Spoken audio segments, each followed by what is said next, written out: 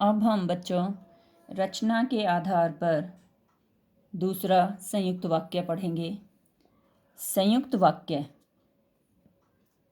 इसमें दो या दो से अधिक सरल वाक्य योजक शब्दों के द्वारा जुड़े होते हैं।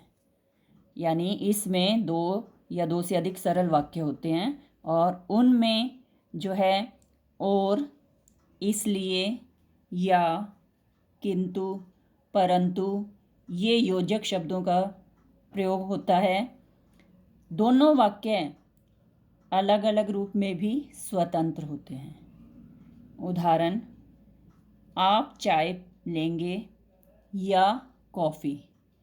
बच्चों, अगर हम इसका आधा पार्ट भी अलग से पढ़ें तब भी ये अपना अर्थ स्पष्ट कर देता है और जोड़ने के बाद भी इसका अर्थ आराम से स्पष्ट हो जाता है, क्योंकि इसमें दोनों वाक्य स्वतंत्र होते हैं। दूसरा उदाहरण, वह घर आया और उसने भोजन किया। इस वाक्य में और योजक शब्द लगाकर हमने इसे संयुक्त वाक्य का नाम दिया। उसने फल खरीदने थे, इसलिए वह बाजार गया। बच्चों, जैसे हमने सरल वाक्य में परिवर्तन किया था, उसी तरह से हमने अब संयुक्त वाक्य में परिवर्तन करना है। उदाहरण, नेता भाषण देकर चला गया। बच्चों, ये वाला वाक्य देखकर आपको पता चल रहा होगा कि ये कौन सा वाक्य है। इसमें देकर का प्रयोग है, एक ही क्रिया है, यानी कि ये सरल वाक्य है।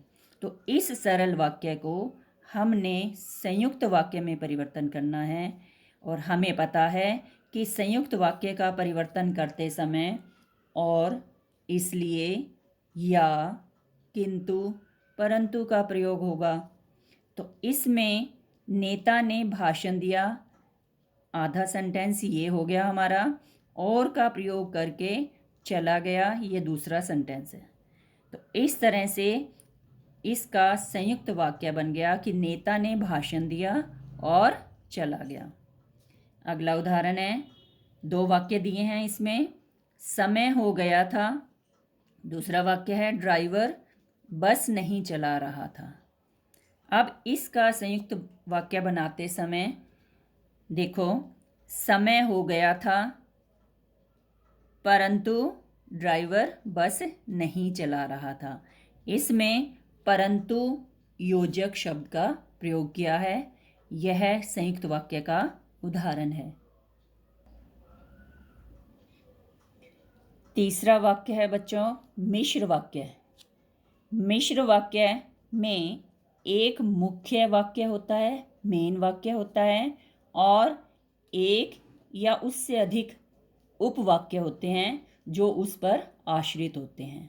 बच्चों, संयुक्त वाक्य और मिश्र वाक्य में यही अंतर है कि संयुक्त वाक्य में दोनों वाक्य स्वतंत्र होते हैं, लेकिन इसमें एक मेन वाक्य होता है और बाकी उस पर आश्रित होते हैं। अब मिश्र वाक्य बनाते समय कि, जैसा, क्योंकि, जब, यदि, जो, जहाँ का प्रयोग किया जाता है। उदाहरण, अध्यापक ने कहा, ये हमारा मुख्य वाक्य है और इसे मिश्र वाक्य बनाते समय की का प्रयोग किया गया है कि कल विद्यालय बंद है। ये जो कल विद्यालय बंद है ये आश्रित उपवाक्य है। इसमें अगर हम इन दोनों को अलग अलग करें तो अर्थ पूरी तरह से स्पष्ट नहीं होता, इसलिए इसकी पहचान इसी तरह से होती है कि मिश्र वाक्य में दूसरे पर आश्रित होते हैं। दूसरा, ज्यों ही मैं स्टेशन पहुंचा गाड़ी चल दी। ये कोमा भी लगा सकते हैं और ज्यों ही के साथ त्यों ही भी लगा सकते हैं। यहाँ जैसा भी लगा सकते हैं, जैसे ही मैं स्टेशन पहुंचा वैसे ही गाड़ी चल दी, या कोमा लगाकर भी कर सकते हैं कि जैसे ही मैं स्टेशन पहुंचा, कोमा गाड़ी चल दी। नेक्स्ट है, जब वह गांव गया वह बीमार हो गया। जो लोग परिश्रम करते हैं, कौमा, वही अच्छे अंक प्राप्त करते हैं। जैसे हमने बच्चों सरल और संयुक्त वाक्य में परिवर्तन किया था, अब मिश्र वाक्य में परिवर्तन करेंगे। पहला उदाहरण है, परिश्रमी व्यक्ति अच्छे लगते हैं। ये एक सिंपल वाक्य है। इसका मिश्र वाक्य बनाना है। हमें पता चल गया है कि मिश्र वाक्य बनाते समय कि, जैसा, क्योंकि, जब, यदि, जो या जहाँ का प्रयोग करना है। तब इसमें जो का प्रयोग करके इस मिश्र वाक्य बना है कि जो व्यक्ति परिश्रमी होते हैं वे अच्छे लगते हैं। अब ये जहाँ तो होगा नहीं कि जहाँ व्यक्ति परिश्रमी होते हैं, तो ये जो से ही शुरू होगा कि जो व्यक्ति परिश्रमी होते हैं, कौमा, वे अच्छे लगते हैं। दूसरा उदाहरण है, शेर दिखाई दिया। दूसरा वाक्य इसका, सब बच्चे डर गए। अब इसका संयुक्त मिश्र वाक्य बनाना है तो बनेगा, ज्यों ही या जैसे ही शेर दिखाई दिया, कौमा, सब बच्चे डर गए। बच्चों, इसी तरह से पेपर में सरल से संयुक्त या संयुक्त से सरल या सरल से मिश्र वाक्य बनाने आएंगे।